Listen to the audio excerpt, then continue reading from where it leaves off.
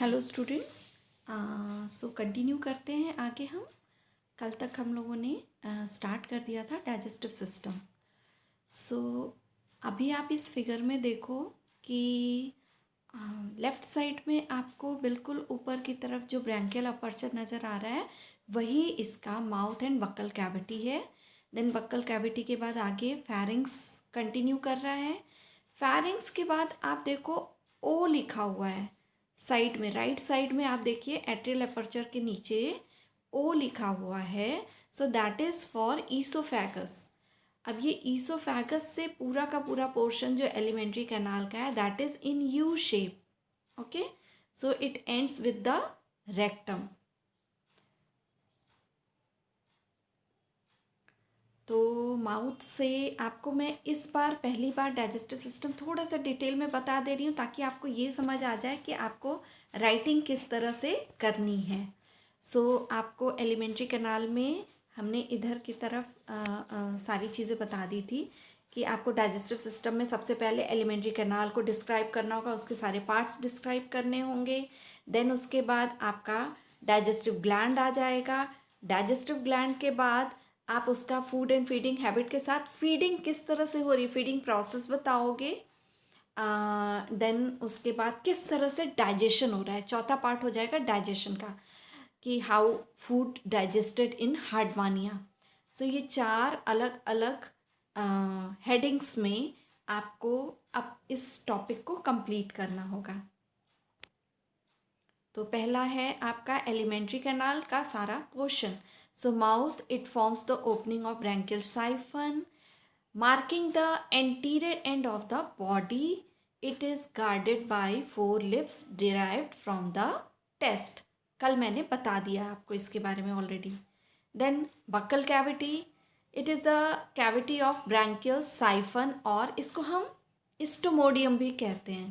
तो buccal cavity बोलिए, cavity of branchial siphon बोलिए या फिर स्टोमोडियम बोलिए। सो mouth leads into a laterally compressed cavity. It is a strong branchial sphincter at the base of siphon regulates the opening of mouth. तो sphincter के through opening and closing of mouth जो है वो regulate होता है। Circlet of branchial tentacles, तो ये branchial tentacles लगभग 64 इन नंबर होते हैं। कल हमने टेंटिकल्स के बारे में भी आपको बताया था। सो it is richly supplied by nerves and is also found at the base of siphon. तो कल मैंने दिखाया था, आज फिर से वापस से आपको वो फिगर दिखाऊंगी लेकिन लास्ट में दिखाऊंगी। अभी आप पहले राइटिंग वाला पोर्शन कंप्लीट कर लीजिए। Then next is the free ends of tentacles meet at the center forming a sort of strainer. strainer यानी कि छन्नी है ना, एक छन्ने की तरह काम करता है। So which prevents entry of larger food particles into pharynx. तो केवल छोटे छोटे इसके इंटरेस्ट के जो फूड पार्टिकल्स हैं वही इसके माउथ में एंटर करते हैं, फेरिंग्स में एंटर करेंगे। तो नेक्स्ट है pharynx. Buccal cavity leads into the pharynx, occupies the major part of the body और atrial cavity. So it is differentiated in a pre branchial zone and a branchial zone. तो आपको क्या याद रखना है कि फेरिंग्स सबसे ज़्यादा बड़ा पोर्शन जो है एलिमेंट्री कैनाल का दैट इज़ फेरिंग्स, वो पूरी बॉडी में स्प्रेड है. सो फेरेंजियल रीजन को 2 पार्ट में डिवाइड किया गया, pre branchial zone and branchial zone. तो pre branchial zone is the smaller anterior region having smooth walls without folds, cilia and stigmata और गिल स्लिट्स. गिल स्लिट्स को ही हम स्टिग्माटा बोल रहे हैं, छोटे छोटे जो हैं, ठीक है. It is separated from the branchial sac by 2 ciliated bands called anterior and posterior peripharyngeal bands enclosing a narrow ciliated peripharyngeal groove. तो आपका ये हो गया pre branchial zone. Next one is branchial sac. So it is the larger posterior region. तो आपको याद रखना होगा कि जो पोस्टीरियर रीजन फेरिंग्स का है वो ज़्यादा बड़ा है, ओके इसलिए इसको हम सैक बोल रहे हैं, एक थैले जैसा है. So larger posterior region of pharynx because its wall is perforated by numerous gill slits or stigmata. Each side of branchial sac bears about 2 lakhs stigmata arranged in several transverse rows. सो ये आपको figure में दिखेगा ये चीज़ अभी फिर से दिखाऊंगी. अब एक और इस फैरिंक्स से ही रिलेटेड उसी रीजन में कुछ और चीज़ें भी हैं. दैट इज़, एक तो है आपका एंडोस्टाइल और दूसरा है आपका ईसोफेजियल एरिया. सो एंडोस्टाइल के बारे में पहले समझ लेते हैं. This is lying on the floor of the branchial sac.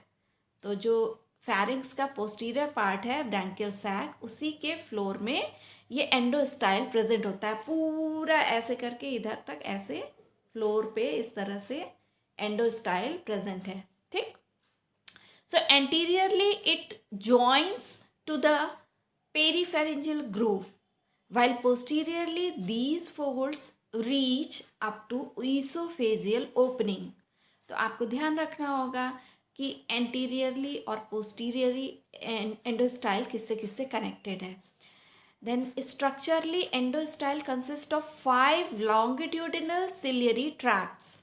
Endostyle में 5 लंबे सिलियरी ट्रैक्ट्स होते हैं और इसके अलावा 4 longitudinal tracts of mucus secretory glandular cells भी इसमें प्रेजेंट होते हैं. Endostyle is homologous to the hypopharyngeal groove of cephalochordates. Cephalochordates में आपको एम्फिऑक्सस बताया था. तो एम्फिऑक्सस का हाइपोफेरेंजियल ग्रूव जो होता है वो एंडोस्टाइल जैसा ही होता है. और इसके अलावा हम लोगों में मतलब बाकी सारे वर्टिब्रेट्स में जो एडवांस वर्टिब्रेट्स हैं लाइक मैमल्स में और बर्ड्स में, तो इनमें जो थायराइड ग्लैंड प्रेजेंट होता है वो भी बिल्कुल एंडोस्टाइल जैसा ही होता है या उसी की तरह से इसका फंक्शन करता है. तो ईसोफेजियल एरिया पे आते हैं. नेक्स्ट और एक पार्ट है फेरिंक्स से रिलेटेड है. So esophageal area is the posterior most region of branchial sac and it has a small circular esophageal area. Its opening is guarded by 2 semicircular lips. This area is devoid of blood vessels, folds and stigmata. तो इस area में कुछ भी नहीं होता, बहुत smooth होता है. ठीक है, छोटा सा एरिया है. अब ये कंटिन्यू करेगा ईसोफेगस में. Okay, so esophagus, it is very short and thick walled tube, contains 4 longitudinal ciliated grooves, connects branchial sac to the stomach. अब ये branchial sac और stomach इन दोनों को कनेक्ट वाला पोर्शन जो है दैट इज ओ, जो वहाँ पे मैंने बताया था ईसोफेगस. स्पेस नहीं था इसलिए मैंने सिर्फ ओ लिखा था. ईसोफेगस का पहला वर्ड फिगर में. ओके, सो नेक्स्ट स्टमक पे आते हैं. अब ईसोफेगस के बाद स्टमक है. So it is wider than the oesophagus, thin walled and has a smooth inner lining. तो स्टमक की वॉल पतली होती है. ठीक है, इसमें ग्लैंड्स प्रेजेंट होते हैं, पायलोरिक ग्लैंड वगैरह इसमें प्रेजेंट होते हैं, इंटेस्टाइन में भी प्रेजेंट होते हैं इसकी वॉल में. Okay, so this is the thin walled, क्योंकि इससे बहुत सारे सिक्रीशंस होते हैं, खूब सारी ग्लैंड सेल्स प्रेजेंट होती हैं. Next intestine. It is a thin walled U shaped tube formed by a descending limb and an ascending limb. So ascending और डिसेंडिंग दोनों को आप समझिए. ऐसे एक शुरू हो रहा है देन दूसरा ऊपर की ओर को जा रहा है. ठीक है, सो इस तरह से असेंडिंग और डिसेंडिंग दोनों लिम्ब्स हो गए. And both United anteriorly. The intestinal मतलब यूनाइटेड एंटीरियरली का मतलब क्या है, ये ट्यूब है तो ट्यूब का एंटीरियर एंड मतलब एंड जो है वो दोनों एंड आगे को मिला हुआ सा है. Okay, so the intestinal loop दस formed encloses the left gonad. तो ये जो यू शेप्ड इंटेस्टाइनल लूप है वो लेफ्ट गोनैड को एनक्लोज करता है अपने में. Okay, so right and left दोनों गोनैड्स होते हैं. हमने बताया था कि ये प्लूरोगोना में आता है तो इसमें बहुत सारे गोनेट्स होते हैं, ठीक है। सो नेक्स्ट इंटेस्टाइन के बाद है रेक्टम। तो आपको ये भी बता दूं कि इंटेस्टाइन की भी वॉल से बहुत सारे सिक्रीशंस होते हैं, बहुत सारे ग्लैंड सेल्स प्रेजेंट होते हैं। सो ये भी थिन वॉल्ड है। So next portion is rectum. So intestine leads into the rectum internally lined by cilia. Rectum में सीलिया प्रेजेंट होते हैं। It curves dorsally to open into the atrium और cloaca. तो ये जो रेक्टम है वो क्लोएका में ओपन होता है through the anus. Anus is guarded by 4 lips.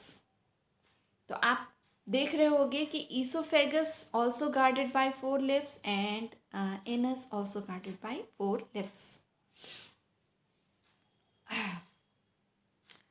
Then cloaca वाला पोर्शन इज द एट्रियम और cloaca leads into the atrial siphon. अब ये जो क्लोएकल पोर्शन है ये एट्रियल साइफन की ओर को ऊपर को ऐसे कंटिन्यू करेगा एंड ओपन्स आउटसाइड, और फाइनली राइट साइड का जो एट्रियल अपर्चर है उसके थ्रू ये ओपन हो जाता है। सो क्लोएका वाला पोर्शन आपको ध्यान देना होगा कि इस ये लीड कर रहा है एक तरह से रेक्टम और एनस दोनों को, ठीक है। नेक्स्ट पोर्शन इज आपका, अब आ जाता है एलिमेंट्री कैनाल पूरा डिस्क्राइब कर लिया। अब उसके बाद हम आते हैं second heading, that is digestive gland. तो there are 2 digestive glands. First one is liver. Liver is bilobed, left lobe larger. आपको याद रखना होगा कि लेफ्ट वाला लोब जो है वो बड़ा होता है and it secrete amylase, protease and lipase. Then second gland is pyloric gland. It found in wall of stomach and intestine both. अभी हमने आपको बताया ही था, ठीक। तो secretion resembles the pancreatic juice. जैसे हम लोगों में पैंक्रियाटिक जूस सिक्रीट होता है उसी तरह से पाइलोरिक ग्लैंड की सेल्स जो होती हैं वो पैंक्रियाटिक जूस जैसा ही सिक्रीशन करती हैं। It may act as a excretory organ also. So pyloric gland एक तरह से एक्सक्रीटरी ऑर्गन की तरह से भी काम करता है, ये जस्ट आपको याद रखना है।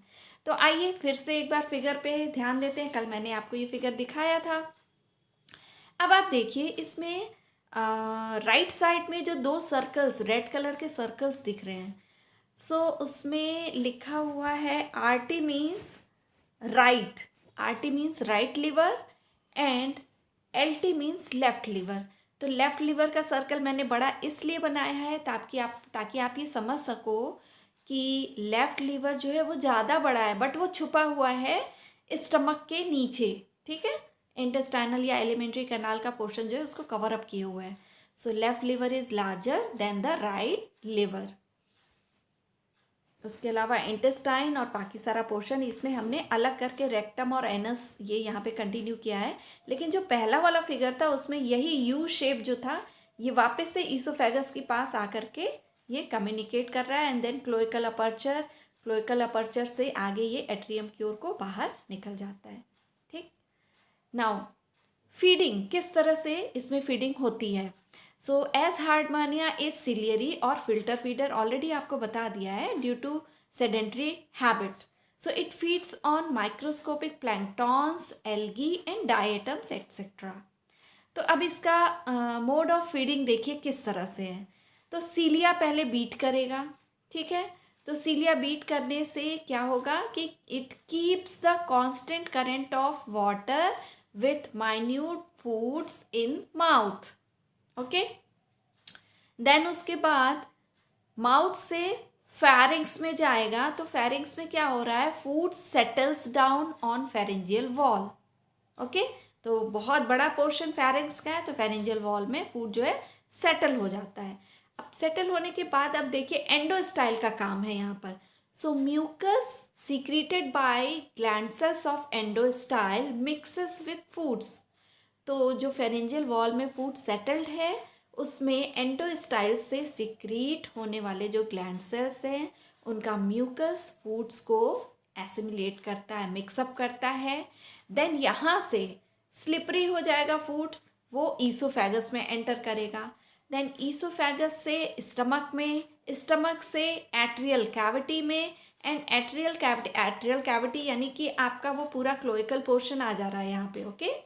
सो कायदे से देखा जाए तो स्टमक के बाद वो इंटेस्टाइन में डाइजेशन हो रहा है, डाइजेशन हो करके देन उसके बाद आपका कंटिन्यू करेगा रेक्टम में जो अनडाइजेस्टेड फूड होगा, और वहाँ से फिर उसके बाद एनस के थ्रू ये एट्रियल कैविटी या क्लोइकल में क्लोइका में जाएगा, and then finally outside by atrial aperture.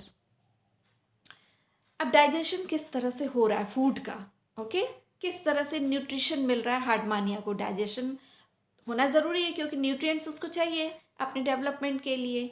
So it starts in the stomach with yellowish brown digestive secretion of liver. तो लिवर से जो डाइजेस्टिव सिक्रीशन हो रहा है वो, और साथ में स्टमक से ये स्टार्ट हो रहा है डाइजेशन की प्रोसेस। तो अब फूड पार्टिकल्स जो होते हैं उसमें कार्बोहाइड्रेट भी हो सकता है, प्रोटीन भी हो सकता है, फैट भी हो सकता है। तो अगर कार्बोहाइड्रेट है तो carbohydrate in the presence of amylase enzyme के प्रेजेंस में कार्बोहाइड्रेट माल्टोज में कन्वर्ट हो जाएगा। इसके अलावा अगर फूड पार्टिकल में प्रोटीन है तो protein will be converted into amino acids, है ना। तो एमिनो एसिड्स में कन्वर्ट कैसे होगा, in the presence of enzyme protease. तो प्रोटीन्स को डाइजेस्ट करने का काम जो है वो प्रोटीएज कर रहा है, ओके। देन जो फैट पार्टिकल्स होंगे तो फैट्स जो है in the presence of lipase will be converted into free fatty acids. तो इस तरह से ये डाइजेशन की प्रोसेस हो रही है, यानी बड़ी चीज़ें स्मॉलर उसमें कन्वर्ट हो जा रहा है छोटे छोटे यूनिट्स में, ओके। तभी हमारी बॉडी में न्यूट्रिएंट्स मिलेगा, हम एब्जॉर्ब कर पाएंगे। Then liver also stores starch granules as reserve food materials. So absorption takes place in intestine and undigested food is passed into cloaca to outside with outgoing water currents. So this is all about the digestive system. आज के लिए इतना ही। Next lecture में मैं आपको respiration start करूँगी। May be अगर respiration हो गया तो सर्कुलेशन भी स्टार्ट कर सकती हूँ। So other systems will be in the next lecture. Thank you.